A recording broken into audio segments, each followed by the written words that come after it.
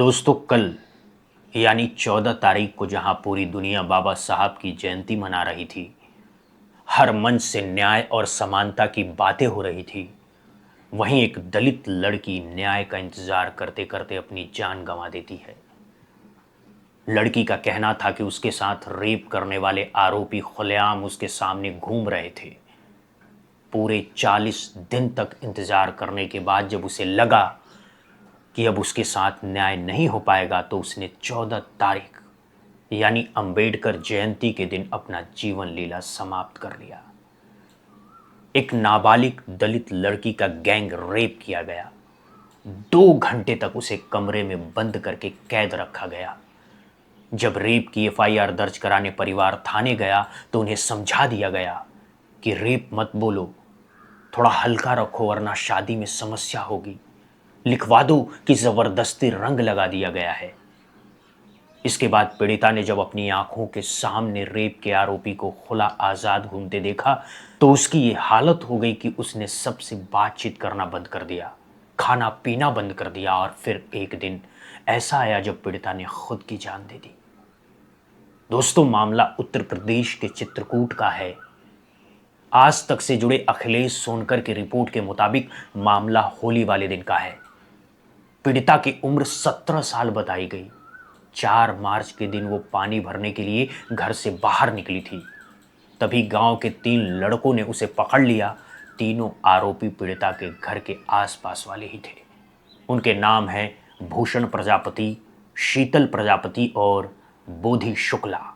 तीनों आरोपी पीड़िता को अरहर के खेत में ले गए। वहां उसे बंधक बना लिया गया। उसके मुंह में कपड़ा ठूंसा और 2 घंटे तक गैंग रेप किया गया। जब बहुत देर तक पीड़िता घर नहीं पहुंची तो छोटा भाई उसे ढूंढने निकला। काफी देर बाद पीड़िता बदहवास हालत में मिली। उसे घर ले जाया गया। तब पता चला कि उसके साथ रेप हुआ है। दोस्तों, घर वालों के मुताबिक वो उसी दिन शिकायत लिखवाने पुलिस के पास पहुंचे थे, लेकिन पुलिस वालों ने कहा कि लोगों को रेप के बारे में पता चलेगा तो शादी नहीं हो पाएगी, इसीलिए ऐसा बोलो कि जबरदस्ती रंग लगा दिया गया था। पुलिस पर यह आरोप लड़की के घर वालों ने लगाया है।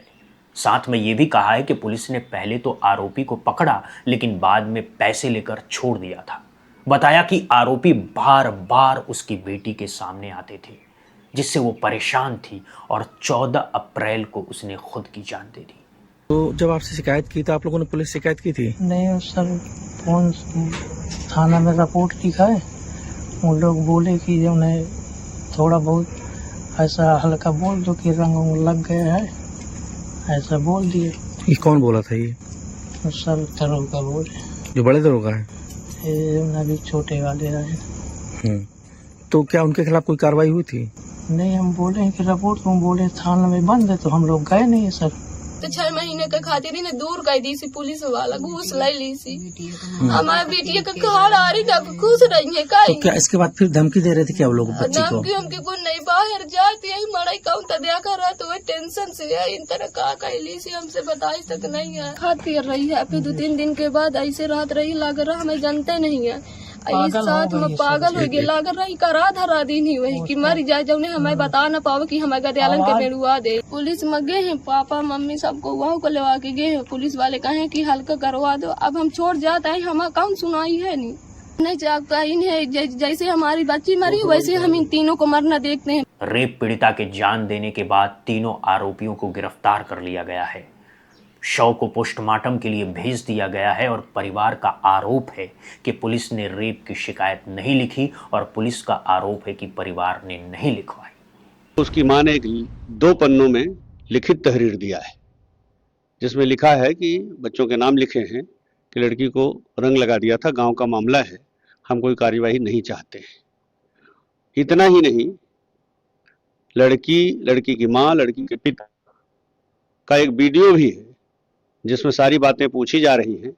मां सारा बयान कर रही है और बाद में पिता भी इस बात का समर्थन कर रहे हैं कि हम कोई कार्यवाही नहीं चाहते हैं, गांव का मामला है, रंग लगाने की बात है, आपस में समझा बुझा के ठीक कर दिया जाए, क्योंकि हमको कल लड़की के रिश्ते नाते भी आगे करने हैं। इस लड़ाई में करीब 40 दिनों तक नाबालिग रेप पीड़िता पिसती रही। अपनी आंखों के सामने आरोपियों को आजाद घूमता देखती रही और फिर 14 अप्रैल को अपने ही घर में अपनी जान दे दी। वहीं दूसरी तरफ दोस्तों, अंबेडकर जयंती पे झांकी निकालने को लेकर बहुत बड़ा तांडव हुआ है।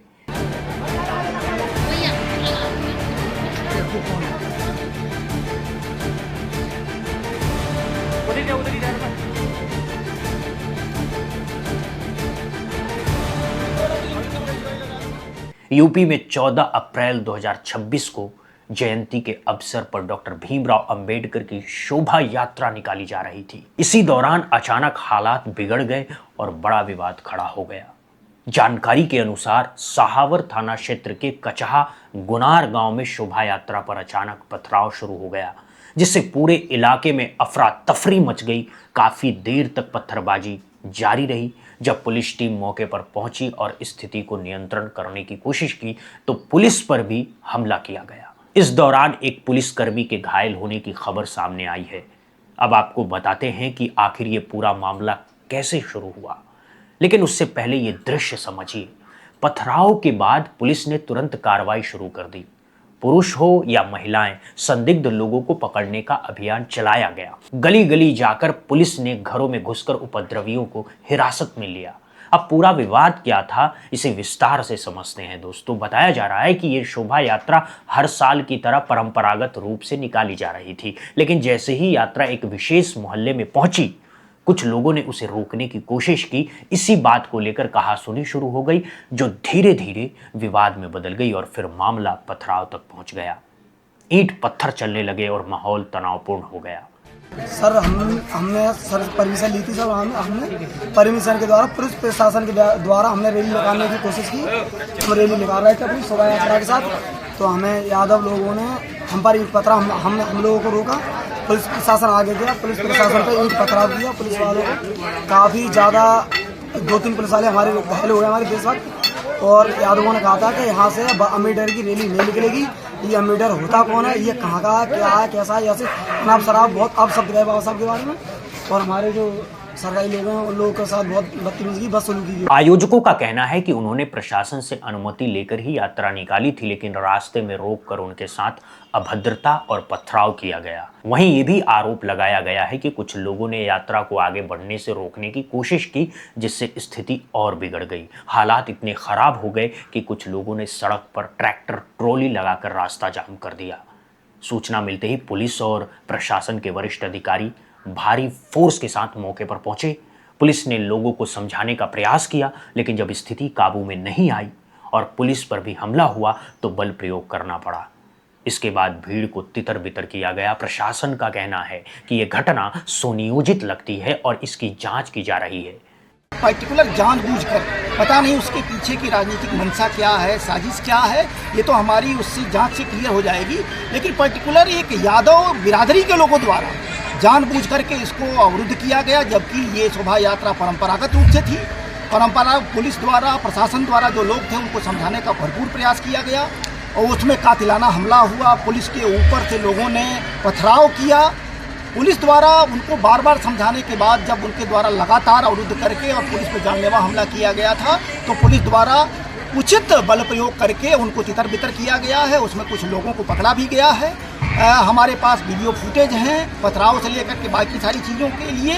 इस सब का गहन अध्ययन किया जा रहा है और निश्चित रूप से इस जनपद में जो अमन चैन कायम है, आपसी भाईचारा से जो बाकी हर जगह शोभा यात्रा संपन्न हो चुकी है, यहाँ भी उसके बाद वो शोभा यात्रा निकल चुकी है। पुलिस के अनुसार कुछ लोगों ने जानबूझकर शोभा यात्रा को रोकने और माहौल बिगाड़ने की कोशिश की है। पुलिस ने मौके से कई लोगों को हिरासत में लिया है और वीडियो फुटेज के आधार पर अन्य आरोपियों की पहचान की जा रही है। इस कार्रवाई के दौरान एक महिला समेत करीब 10 लोगों को हिरासत में लिया गया है।